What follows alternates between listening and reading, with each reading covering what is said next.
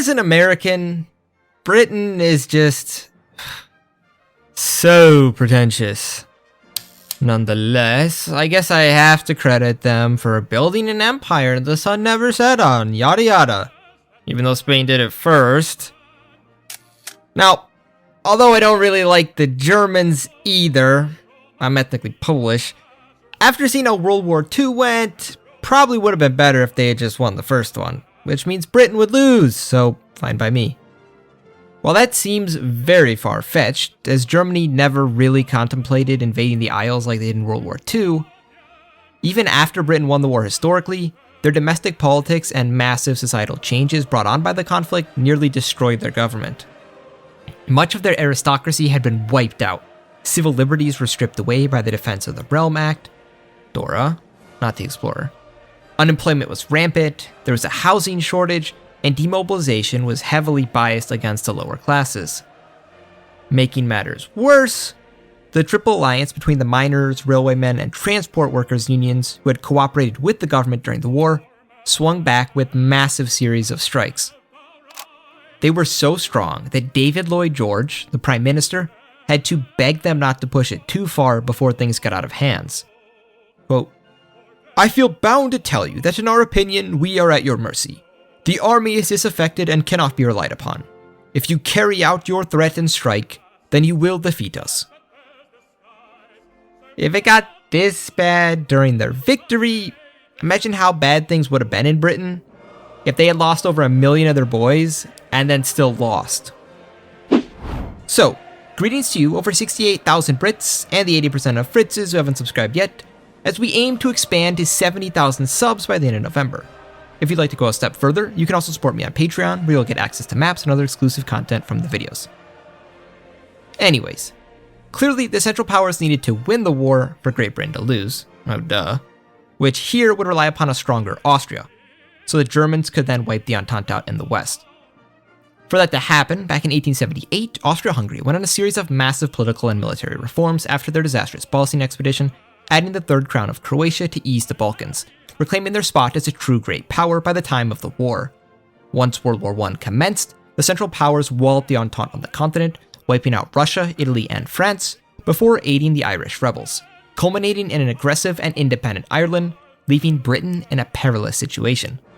You can watch all that in more detail in the previous videos, but welcome to the world of Doppelganger.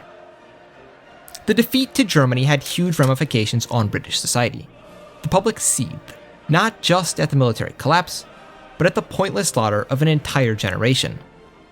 Thanks to the rapid collapse of the useless French, nearly their entire army had been captured by the Teutons, forcing a humiliating peace where they had to recognize the new borders under Austro-German hegemony.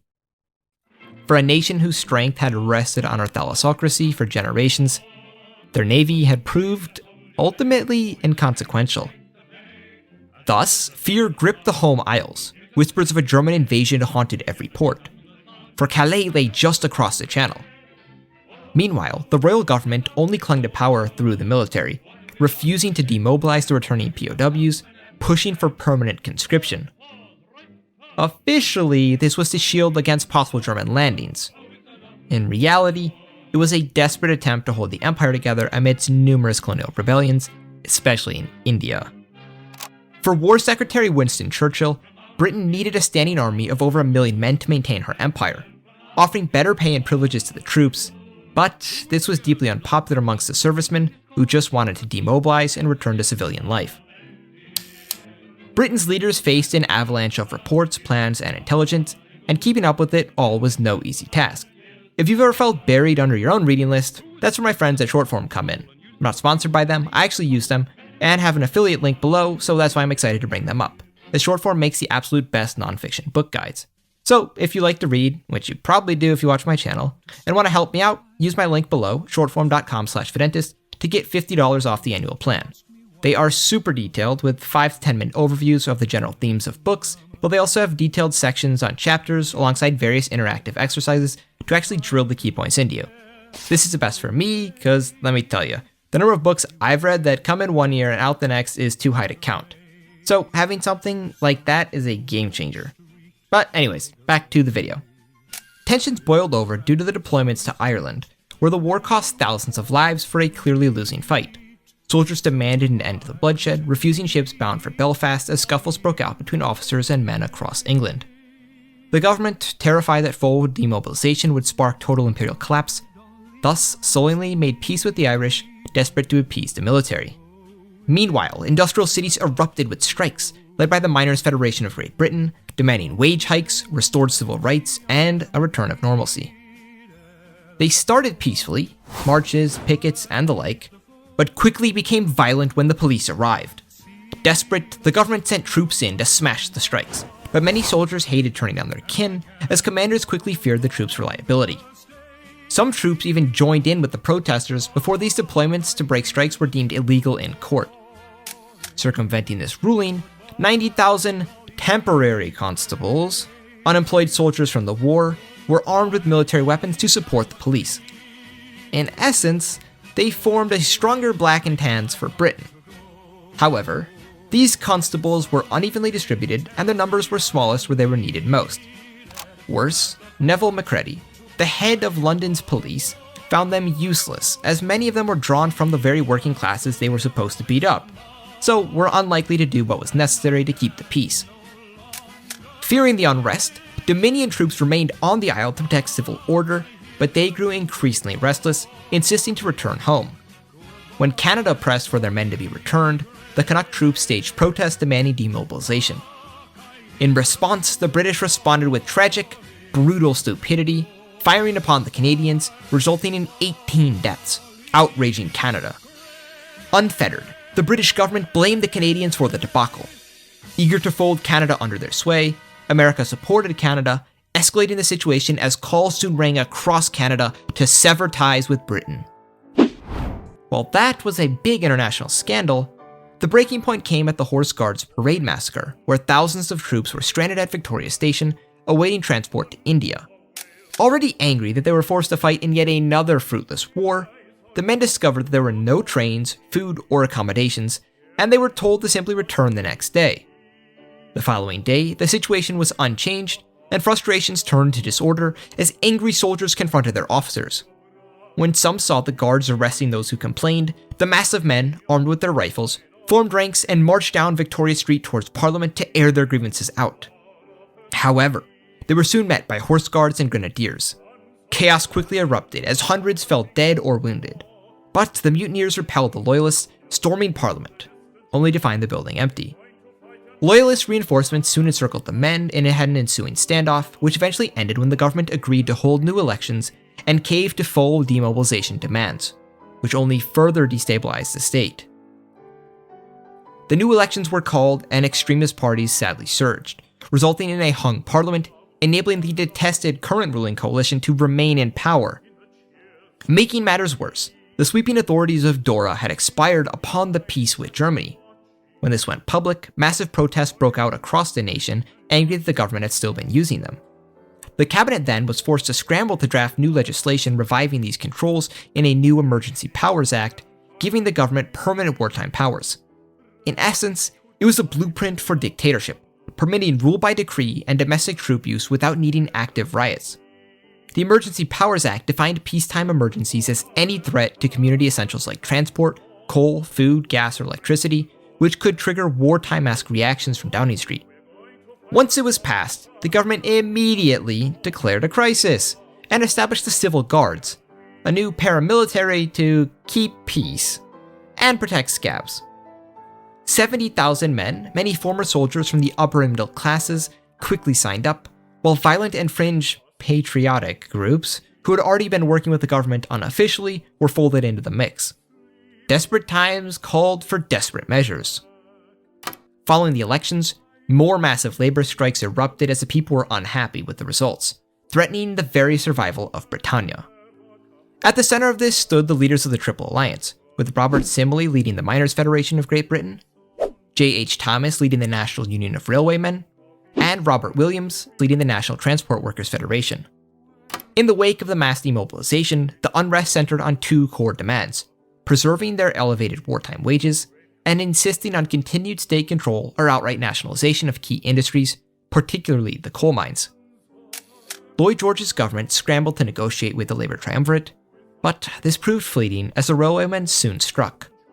The government had tried to standardize pay scales for workers in the same roles across the regions. A long-standing grievance were identical jobs paid vastly different amounts depending on the location, guaranteeing no pay cuts for locomotive men. However, in negotiations they deliberately left out other railway jobs, angering the union. Thomas, facing mounting pressure from militant factions within the NUR and frustrated by the government, decided enough was enough. At a huge railway union, he declared his back was to the wall and announced the fight was on. The railwaymen walked out, and the country's transport network was frozen. Downing Street reacted swiftly, sending in the Civil Guard to straighten them out, while emergency measures through the Food Ministry were utilized to keep supplies moving. But the strike was far more effective than any had accounted for. Over the following weeks, the government recruited scabs to run limited services, but operations never regained even a fraction of their normal capacity. The strikers responded in turn by assaulting scabs, policemen, and civil guardsmen, whom they held in particular contempt as an elitist force, while bloodshed became more common than ever. Confronted with escalating clashes and an ever-increasing number of scabs weakening the strike, the NUR issued an urgent appeal to the other Triple Alliance partners to join. This time, the miners and transport workers mobilized, plunging Britain into an industrial standoff without precedent. Chaos worsened as cracks appeared amidst law enforcement. Even police units began demanding better paying conditions. Concessions were quickly made to them, satisfying some forces, but in cities like Liverpool, officers staged mass walkouts, while numerous cops outright defected to the strikers. This only effectuated the expansion of the Civil Guard to over 300,000, increasing more and more radicals amidst their ranks. The Civil Guard, in conjunction with the police, escalated tensions, assaulting the strikers at every chance, but their success was marginal at best, forcing the government to bring in 40,000 Aussie troops, officially a private peacekeeping force, as they simply lacked the manpower to control the Isle. Despite these measures, Lloyd George still refused to declare outright martial law. Thus, many in the government began to suspect Lloyd George sympathized with the strikers, so Churchill decided that he must act before Britain was lost. Once a liberal trailblazer behind the People's Budget of 1910 and 1911, Churchill had hardened as a staunch imperialist throughout the war. He branded the regime's frailty not as mere defeat, but as betrayal. He pressed Lloyd George to unleash the full Emergency Powers Act against the strikes and reclaim control. But the Prime Minister, more worried about his own neck rather than the good of the nation, said they would spark civil war and refused. Certain that only he could rescue Britain and safeguard the remains of her empire, Churchill plotted to remove Lloyd George. A special meeting of the ruling coalition was soon called, ejecting Lloyd George for Churchill. Unfortunately, this regime instantly earned the label of military junta when newspapers uncovered the military's role in the change, despite Churchill's attempt to frame this as legitimate actions of backbench support for stronger leadership. Notwithstanding, he declared martial law as soon as he could, horrifying many in the Liberal Party as the initial crackdowns quelled the strikes, but ultimately only exacerbated the situation as the strikers openly declared civil war. Concerns about the army proved prophetic, as she bled men to the other side, while there simply weren't enough imperial contingents to keep things civil. Australia was the only loyal dominion left, but even she could only send so many men. The army continued to abandon her duties, so, out of options, Churchill elected to send the remaining military supplies to the Civil Guard, desperate to maintain a hold on power. However, as the state collapsed, the Knights of St. George, an English nationalist group who blamed the defeat to Germany on the Scots, Irish, and Welsh for corrupting merry old England, emerged as a rallying cry for the vast majority of the Guardsmen. Commanded by William John Sanderson, a London barrister and an ex-Freemason, he wished to install an absolute monarch who would usher in a return to feudalism and destroy Parliament once and for all. Once they outnumbered the government's forces, Sanderson revealed the Knights' own contempt for the government, seizing more military assets as a proper civil war between the strikers and Knights loomed, with both sides beginning to encircle London. As Britain slid into anarchy, it became apparent that the state was lost, so the monarchy and the surviving officials fled to Cornwall under the protection of the last remaining loyal British troops, and the Aussies, eager to avoid the mistakes that Louis and the Bourbon made during the French Revolution. From there, they boarded loyalist remnants of the Royal Navy, abandoning Britain. Concomitantly, the Unions took over London, as Thomas was named Lord Protector over the newly formed British Republic, marking an end to a millennia of monarchist tradition. Rather paradoxically, the new government, scrambling to curb the ongoing pandemonium, utilized the same emergency powers as the Royalists, desperate to maintain order. Thomas tried his best to disarm all sides and lower hostilities, attempting to rein in paramilitaries from both camps. Chief amongst these marked for disbandment were the Civil Guards and the Knights, but the push was long overdue. They outgunned and outnumbered the government's hastily thrown together army. Making matters worse, as Thomas was Welsh, his actions only fueled their nationalist rhetoric, lamenting the fraudulent British identity as a root cause for the traitorous Republic and the Civil War continued to loom large. Meanwhile, the royal family made their way to Newfoundland and Labrador, which were still part of Britain.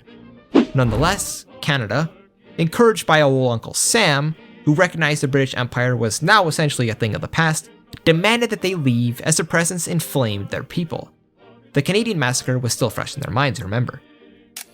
However, George V refused, as these were theoretically his lands, so Canadian Prime Minister William Lyon Mackenzie King proclaimed the Canadian Republic to the jubilation of many Canucks, severing ties to the crown.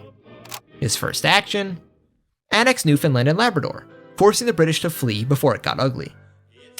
Out of options, the royals hopped between the empire's sporadic islands. South Africa was out of the picture, as the Boer regime began negotiations with Berlin about her own sovereignty. Thus, the king headed to Australia, the sole dominion still true to the crown. Upon arrival, the Aussies welcomed the Brits with warm hospitality, as George V declared Australia an equal kingdom of Britain, renaming the remaining holdings to the Australo-British Empire, compelling all British holdings in the Indian and Pacific Oceans, except India, which was in open revolt, to swear allegiance. Buying favor with the locals, he once again changed his family name, though this time to sound more Australian, so they became the House of Kirribilli, renamed after their new lodgings at the Kirribilli House. Back in Europe, the turmoil had reignited tensions with the Irish, who were encouraged by Germany to take the remaining 4 northern counties and complete a national unification. The scant British garrisons still stationed there were mostly loyalists, so were heavily demoralized as many were preparing to flee to Australia themselves. When orders came in from the illegitimate government in London to engage the advancing Irish army, they refused. Surprising Dublin, leadership in Belfast instead began negotiations to limit any bloodshed, securing religious and political protections for their Protestant populations, alongside guarantees that their lands and peoples would remain unmolested. Despite the relatively peaceful annexation, tens of thousands of staunch Ulster Unionists remained devoted to the Royals, so deserted their homes and sought refuge in Australia. London initially refused to recognize the changes, but with other matters taking priority, they eventually signed the Treaty of Lisburn, conceding the unification. Germany was elated by Britain's downfall and was especially chuffed that a good chunk of her once mighty navy was now across the world in Australia.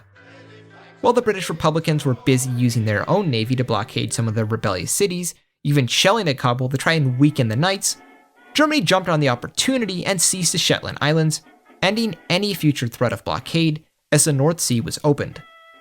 Unbeknownst to parties in Britain, Germany was covertly funding multiple factions on both sides in Britain to sow chaos and capitalize on the corpse of the British Empire as bloodshed became more and more common, though neither side would yet declare war on the other. This quickly led to many middle-class Brits, who equally opposed the violence of the new Labour Union autocracy and the Knights, to join their Ulster brethren, with a few 100,000 fleeing to the land down under. The transition, though, proved far from smooth, as the multitude of aristocrats, financiers, and bureaucrats escaping led to a rift emerging between Australia's entrenched leaders and the incoming British elites, who exuded a sense of superiority. Shocker. While this split soon crystallized into rival political blocs among the highest echelons, things remained very peaceful as the common folk welcomed their compatriots and did their best to integrate them into society.